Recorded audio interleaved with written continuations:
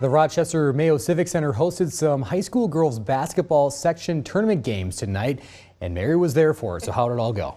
Yes, Tyler, it was a little crazy, but we have a lot to talk about. Let's start with Section 1A. The 1-seeded Hayfield Vikings tipped off against the 8-seeded Fillmore Central Falcons.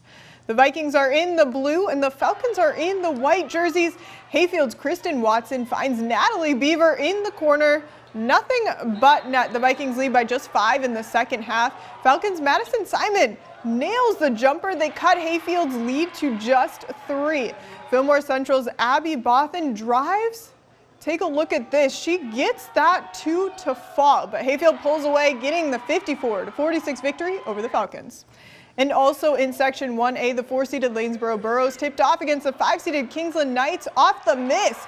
Burros' Jensen Storhoff is there for the putback. Solid defense right there by Annika Ryland leads to a bucket at the other end. That ties this one up at 4 early, and take a look at this. Nice ball movement by Kingsland. They find Brooke Lacey wide open under the hoop for the 2. Lanesboro gets a win, beating Kingsland 55-49. And in a Section 1-2A quarterfinal matchup, it's a battle of the Eagles. 2-seeded Lord took on the 10-seed Dover Iota. And take a look at that one. Miranda Palmy gets the rebound and the putback and a trip to the line. Lord has a 61-30 lead in the second half. Ella Hopkins to Vivica Breton. She makes some magic happen, and that ball falls in. And then take a look at this one. Elia Williams dribbles, and she nails the jumper. Lord wins big, beating Dover Iota 73-41. And the 6-seeded Lake City Tigers took on the number 3 seed, the Caledonia Warriors. Paige Klug has some space behind the arc. Nothing but net. The Warriors lead 17-8 in the first half, and the Tigers have an answer on the next possession. Paige West drills the triple. Caledonia leads by just 6 points.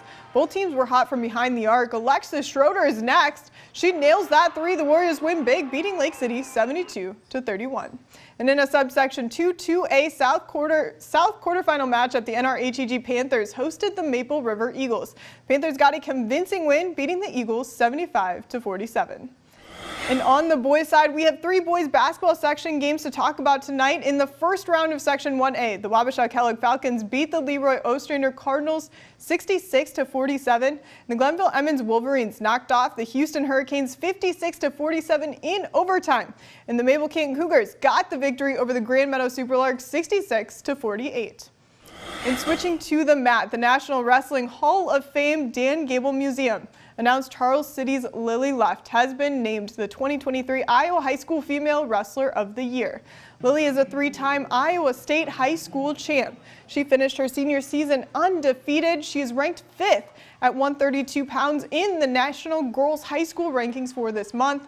Lily finished her high school career with a 125-6 record. She has the most career wins for a female wrestler in state history.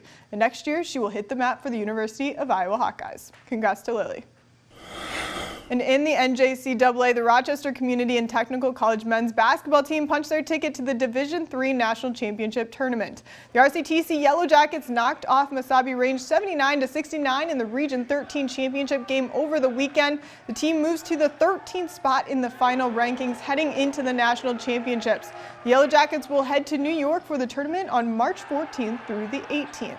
And the Big Ten Women's Basketball Tournament kicks off tomorrow in Minneapolis. The 12th-seeded University of Minnesota Golden Gophers are hitting the hardwood against the 13th seed, the Penn State Nittany Lions. That one starts at 1 tomorrow afternoon.